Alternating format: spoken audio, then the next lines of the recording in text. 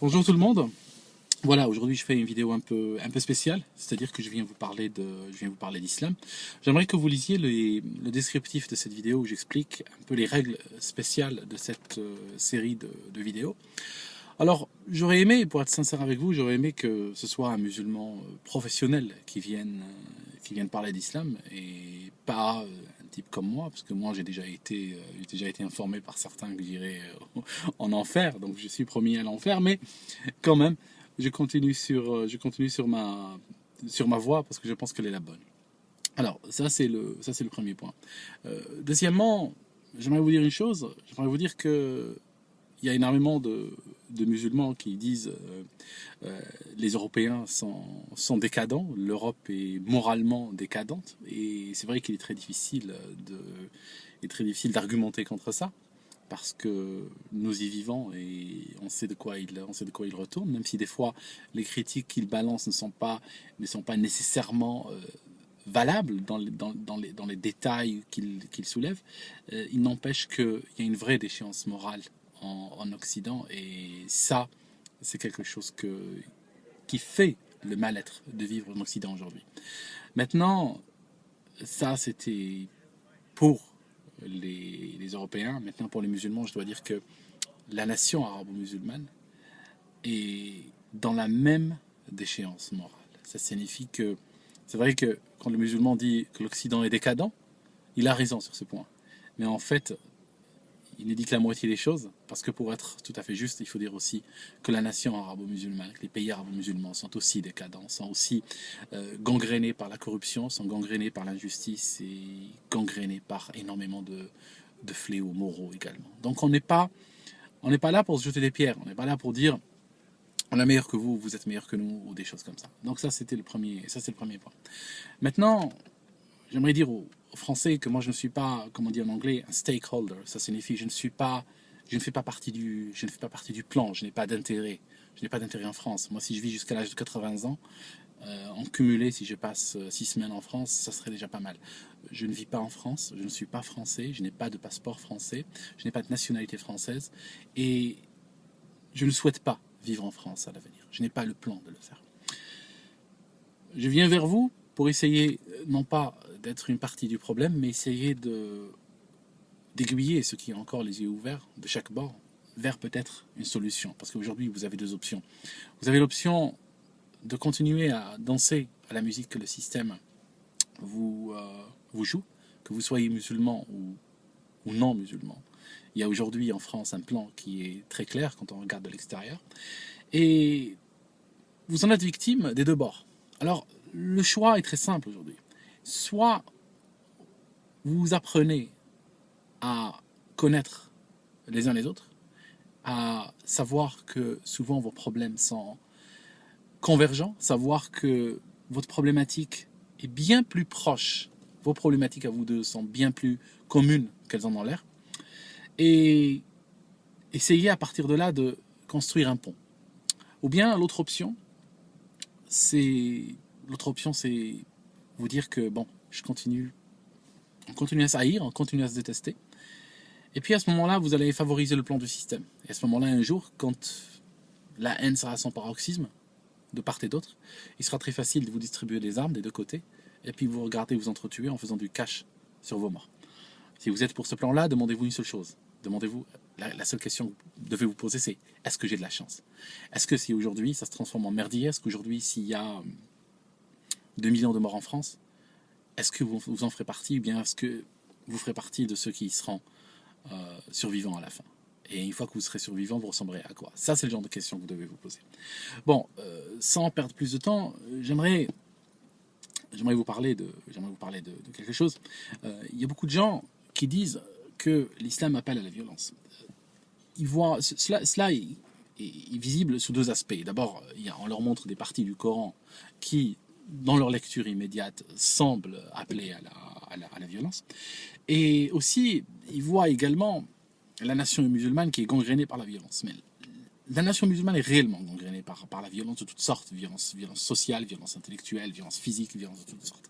Ça, c'est indiscutable. Mais ça fait partie, si vous voulez, des maux qui gangrènent notre société, et il faut l'admettre. Deuxièmement, la lecture des parties du Coran qui vous donne un peu cette vision que c'est un livre violent vient du phénomène suivant. Quand vous regardez l'islam, l'islam en fait est une religion qui est censée encadrer la vie du musulman dans toute sa hauteur et sa bassesse, si vous voulez. Il n'y a pas un seul moment de la vie du musulman qui n'est pas directement ou indirectement encadré par l'islam. Ça, c'est clair. C'est-à-dire que quand tu vis, tu as des passages dans ta vie. Alors, des passages qu'on connaît tous. Tu peux être en bonne santé comme tu peux être malade. Tu peux être seul comme tu peux être accompagné. Tu peux avoir des enfants. Tu peux te marier comme tu peux divorcer. Tu peux vivre dans la paix comme tu peux vivre dans la guerre. Et ainsi de suite. Tous ces états. Et en fait, tous ces états-là sont décrits et encadrés dans l'islam. C'est-à-dire que l'islam n'incite pas à faire telle ou telle chose, mais il va encadrer le comportement et la vie de l'homme. Bien sûr, comme toute religion, il y a des obligations et des interdits. Mais avant tout, c'est un système qui encadre toute la vie de l'individu. Ça, c'est très important à savoir. Donc, même son régime alimentaire est encadré par cela. Bon. Puisque l'humain vit des situations de paix, mais aussi vit des situations de guerre, eh bien, le Coran parle des situations de paix et parle des situations de guerre. Et en fait, c'est un thème extrêmement codifié, ces choses-là. Il n'y a pas dans le Coran des passages qui disent allez, sortez, allez, tuez-les tous, ou des choses comme ça. Ce n'est pas vrai. Il y a des passages qui parlent de la guerre dans l'islam, et il y a des passages qui parlent de la paix. L'islam n'est pas une religion de paix, ni une religion de guerre. Ce n'est pas une religion, comme disent les Français, c'est une religion d'amour et de paix. Donc, c'est une réduction complètement fausse et complètement aberrante, et qui n'est pas réelle, parce que l'islam n'est pas une religion de paix, l'islam n'est pas une religion de guerre, c'est une religion qui reconnaît les deux États et qui encadre avec des textes les deux États. Dans l'islam, il y a énormément de barrières qui empêchent la guerre. La guerre n'est pas la première solution qui est mise en avant quand il y a un conflit ou il y a un problème. Ce n'est pas c'est pas la solution par défaut, ce n'est pas la première solution.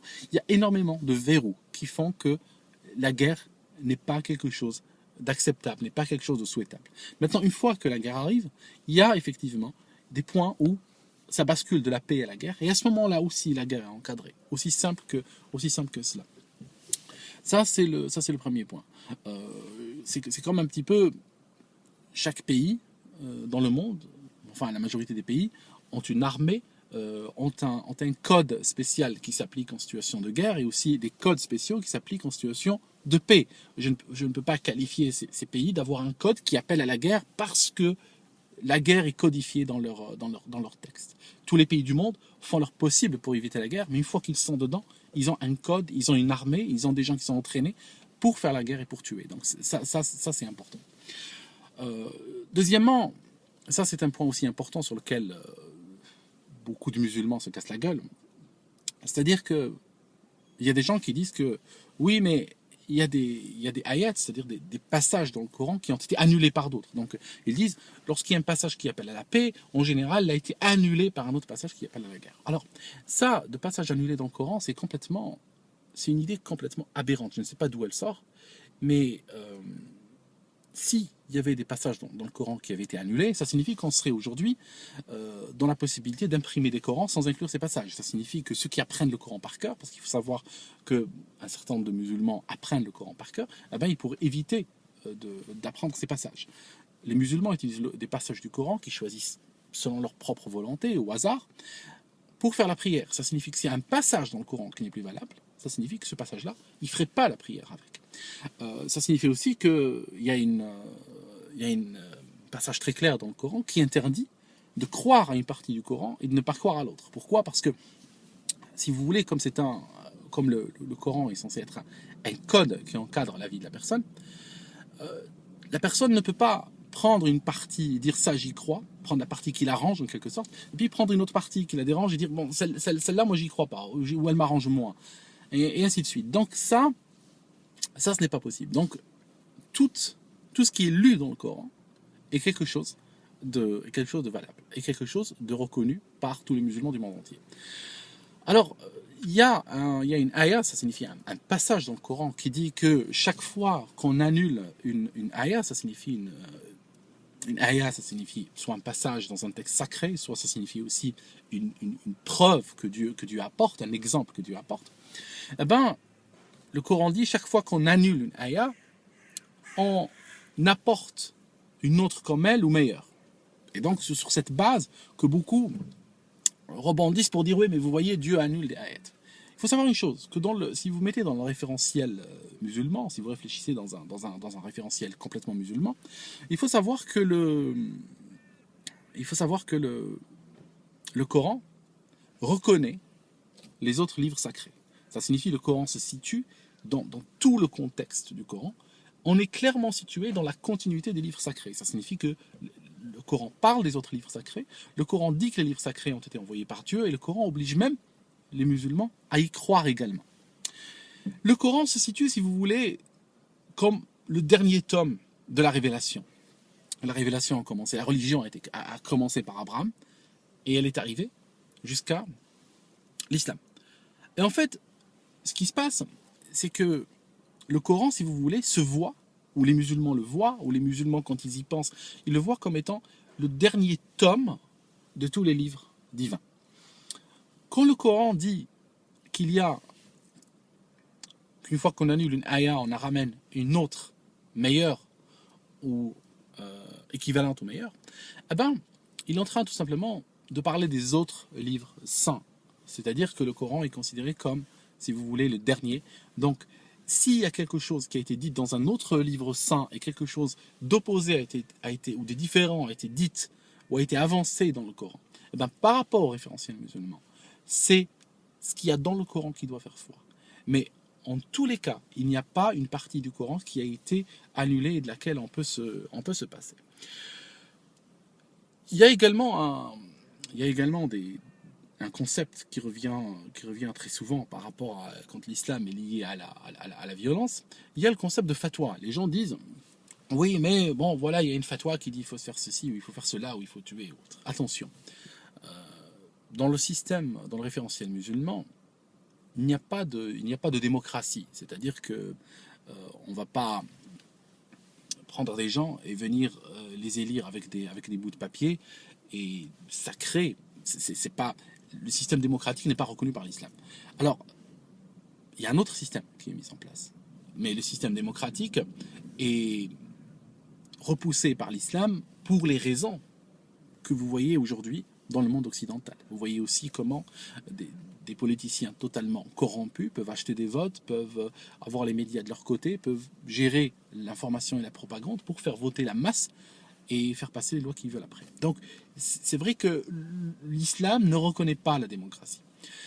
Donc, dans l'islam, ce qui se passe dans le Coran, il est écrit qu'entre les musulmans, les problèmes ne se règlent que par shura. Ce qu'on appelle shura, c'est la discussion. C'est-à-dire que au lieu d'avoir, on va dire, une mairie votée pour un maire, il y aura une mairie où les gens pourront se réunir et discuter entre eux de leurs problèmes et sortir avec un consensus.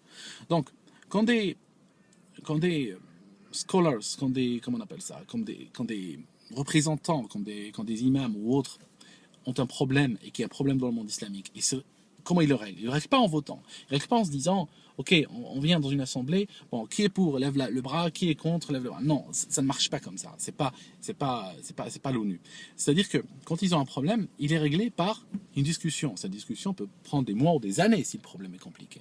Et en fait, à la fin de la discussion, il faut arriver avec un consensus. Et quand ce consensus est atteint, à ce moment-là, il donne lieu à ce qu'on appelle une fatwa. Mais en fait, une fatwa ne peut pas être émise par un imam qui prêche dans une cave à 12 écervelés dans une cité. Ça n'a aucune valeur. Il y a aucun musulman du monde qui se sentira bound, qui se sentira lié par une fatwa qui émet d'un groupe inconnu, qui émet de gens sur lesquels qui est émise par des gens sur lesquels il n'y a pas un consensus réel et clair. Et même la fatwa doit faire doit faire l'objet d'un consensus. Par exemple, il y a un gros problème il y a le gros problème de l'islam, c'est qu'il se divise il y a les sunnites et les chiites. Et en fait, il y a des sunnites, par exemple, qui disent que les chiites ne sont pas des musulmans, qui leur dénient le statut de musulmans. Pourtant, il n'y a pas une seule fatwa qui a atteint un niveau de consensus qui affirme que les chiites ne sont pas des musulmans. Donc, les chiites sont des musulmans dans le sens propre du terme islamique. Voilà, je m'arrête ici. Ça, c'était le tome 1 et je vais essayer de vous faire progressivement d'autres morceaux pour essayer d'expliquer un petit peu ce que c'est que l'islam. J'aurais voulu que, comme j'ai dit, que des musulmans professionnels le fassent, mais bon, comme personne ne s'avance sur ce terrain-là, qu'ils considèrent peut-être trop dangereux pour eux, ben, je suis obligé de le faire, mais c'est pas grave. Je le fais et puis j'espère que ceci ramènera la sérénité dans les têtes des gens. Allez, à bientôt.